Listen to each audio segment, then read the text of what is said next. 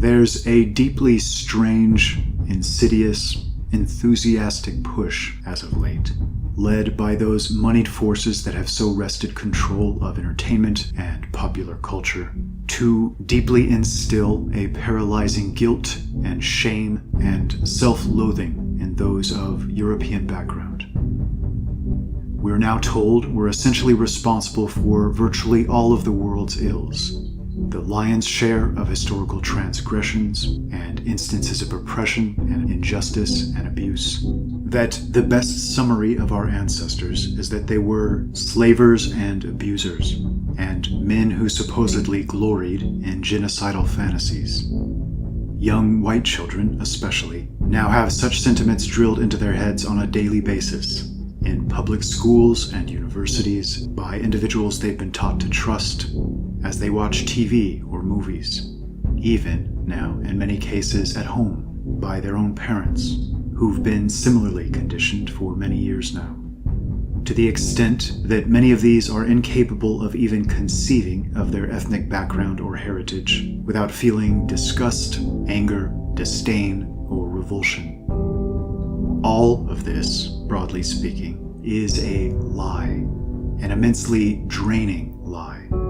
After all, our understanding of who we are as human beings is, in large part, justly determined by where we've come from. Our parents, grandparents, great-grandparents, and ancestors stretching back centuries and millennia. Their culture, their beliefs, their words and actions. To misunderstand them is to misunderstand yourself. And to misunderstand yourself is to misinterpret reality and your very existence. To have a faulty map as you navigate through life. Telling a young child that he springs from an evil root might justly be viewed as a powerful form of child abuse. But this isn't the only reason it's so sick, wrong, and unhealthy. It's so sick, wrong, and unhealthy because it's a lie. To give credit where due to the opposing argument, it is true that, historically, we've enjoyed massively outsized power. As a group that makes up scarcely 10% of the world's population, up until very recently, we were masters, in one way or another, of a majority of the, quote, civilized world.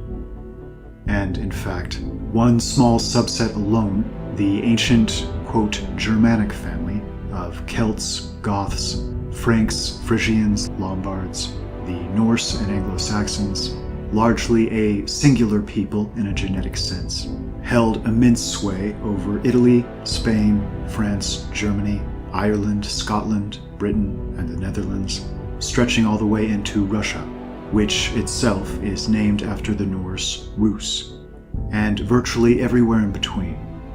And with this great power, fairly enough, comes great responsibility. And tremendous historical power opens the door for tremendous retrospective scrutiny. Were mistakes made? Absolutely. Human beings make mistakes. This is unavoidable.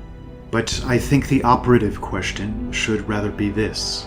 If the places had been switched, and it had been another people wielding this immense power, perhaps one of the non-white groups being taught to be so angry and so deeply resentful in our age, would they have done better in these regards? Would they have been more just, magnanimous, noble, or even-handed? Using both past and present as our guide, I hope you'll give some sincere, objective, dispassionate thought to this question. I think it's fair to say that no people has devoted so much of its time, energy, and wealth to the attempted betterment of other peoples and nations. It's all but impossible for me to imagine another people so completely relinquishing their power, fighting entire wars that nearly tore their nations to pieces over issues like slavery, instituting policy after policy that makes life measurably worse and more difficult for their own sons and daughters, to hopefully make them slightly better for those of other peoples. Much of this shouldn't be cheered, as it's a result of shrewd, subversive, strategic indoctrination and brazen dishonesty. and the aggressive and unfair dishonoring of one's ancestors should always be viewed as both disgusting and unfortunate. But if nothing else, much of it arises from a good place, from a unique desire to do or be good, according to our prevailing definition of that term. To those of a European background listening to these words, especially young folks, let me tell you a little something about who you are and who your ancestors are. Because if I don't, at this point in time, it's all but certain nobody else will. You come from the Indo-European language family, a language spread by those who came before you to everywhere from India and ancient Persia and Greece, to Italy and North Africa, to Rome and Britain and Scandinavia, and virtually everywhere in between. You almost certainly spring from one of three major haplogroup lineages, one of which covered vast distances to the east, one of which created a vast seagoing empire and settled along coastal territory to the west, and the other largely hailing from the north, creating three offshoots of a tree that would go on to spread its branches across the entirety of the world. You come from a lineage of pioneering, adventurous, masterfully creative, and incredibly capable peoples, always striving, seeking new horizons. From the great sailors who first circumnavigated the globe and painstakingly charted the land, to Lewis and Clark, and the great and hardy men who led the first expeditions to the poles. A people willing to take that greatest of all leaps, to pick up everything and move across vast oceans, to settle in areas in which survival itself was absolutely not certain, in attempts to make the land flourish and create something great and new. Men who would take those seagoing craft and eventually create undersea vessels, massive carriers, and flying machines. A technology that must have been seen as impossible magic just a few generations ago, which is now ubiquitous and allows any man, woman, or child to go virtually anywhere on Earth in a handful of hours. You come from a lineage of those willing to endure immense hardship, who, generation after generation, did all they could to ensure this burden would be lesser and lesser for those that might come after. A lineage of great, seemingly unstoppable warriors, from the Spartans' last stand at Thermopylae, to the Goths and Romans joining forces to beat back the Huns in the massive Battle of the Catalaunian Plains, in which one of the greatest leaders in history very willingly paid the ultimate price for his brave leadership on the field, being felled in the front lines by a Hunnic javelin, to Charles Martel, the Hammer, and the Battle of Tours, and approximately 700 years later, the Battle of Las Navas de Tolosa, in which a small force of European knights took on an Islamic force far larger than their own in brutal hand-to-hand fighting. In each of these two battles, somehow managing to kill at least tenfold more than they lost, in ultimately and permanently wresting back control of Spain and the Iberian Peninsula from Islamic incursion. You hail from an ancestral line that would go on to create what was arguably the highest standard of living and the most highly cultured and educated and truly civil civilization in human history, who, after creating this solid foundation, proceeded to then cultivate some of the greatest art and artists this world has ever known.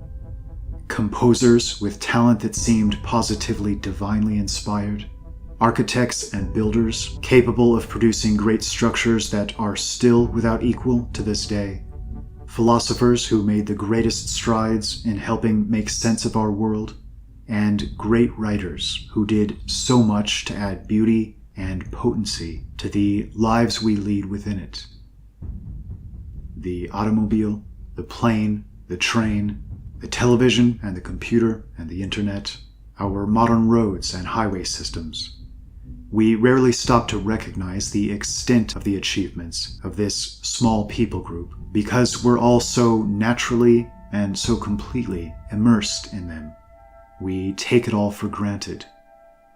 But it was great genius that accomplished these things, and we do it a tremendous disservice by so taking it for granted. It's the greatest testament to your ancestry that it would take hundreds of hours or a great many full-length novels to even begin to outline their profound and impactful achievements. The best of these were truly gifted men, and through your veins flow these same gifts, this same powerful potential, not just to achieve great things, but to be a force for genuine justice, civility, and decency along the way. Those folks doing everything in their power to convince you otherwise, doing their damnedest to convince you of your evil heritage, that the tremendous success of your forebears was just a stroke of luck, that injustice or brutality or oppression were the foremost tools and characteristics of your forefathers. These are deeply sick individuals.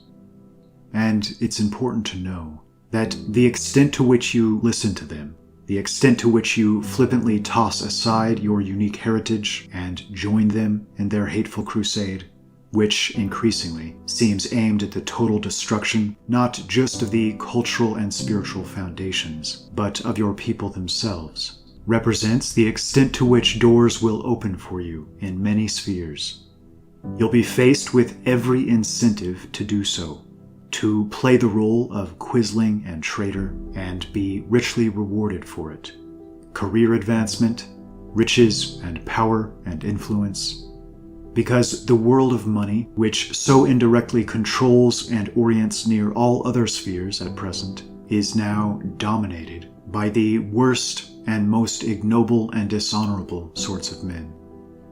But I hope you'll pause before taking any such steps, and take a moment to remember all those who came before you, their incredible sacrifices, all they endured and pushed through, the seemingly insurmountable obstacles they defeated and left conquered in their wake, in very large part to ensure that they improved things, that your life was a better one than they were able to enjoy, that while they held the baton, they managed to move forward despite everything, and create something beautiful and worthwhile for their posterity. All of this is now under threat of being lost forever. It's so important to understand that those leading the preaching of self-hatred very often don't even share your background, even if they may appear to at a glance, but rather a very different background. Which means they're not in actuality preaching self-hatred, so much as hatred of the other, as they preach suicide to you and yours, often with a scarcely restrained enthusiasm and excitement. They are greatly empowered as a result. It's sick, insidious, disgusting, revolting, and yet, at present, it's winning the day. You represent the hope of turning this tide. Understand who you are. Understand where and who you come from. And be courageous. Refuse to be dishonest and mindlessly mouth the words you're being so pressured to speak. If you care in the least to prevent all of this from disappearing forever, strive to prove yourself equal to those who came before you. If the storyline of these preachers of hatred should win the day, it's not just Western civilization and culture that will disappear forever. It'll be an extremely dystopian future for all. Those playing the leading roles in shouting about oppression and injustice and brutality, and so urging others to do so, ironically tend to come from a lineage that puts ours to shame in this respect. From a lineage that seemed to pioneer and master the slave trade, the drug trade, nation and culture destroying usurious banking and human trafficking, and even relish in these things, with, quote, religious books that encourage such activities. Should they someday inherit the earth, all of that grace and magnanimity and nobility of prior ages will inevitably evaporate, and what we'll be left with will be truly a hell on earth, and will become ever more so at a pace most of us can't imagine. To repeat, you are not evil, nor were the men who came before you, but you are locked in a battle against evil. Whether we like it or not, this is the hand we've been dealt. I'm only asking you to begin to recognize it, and if possible, to please join me and take up the fight in whatever form or fashion you're able. It's no exaggeration to state that our future entirely depends on it.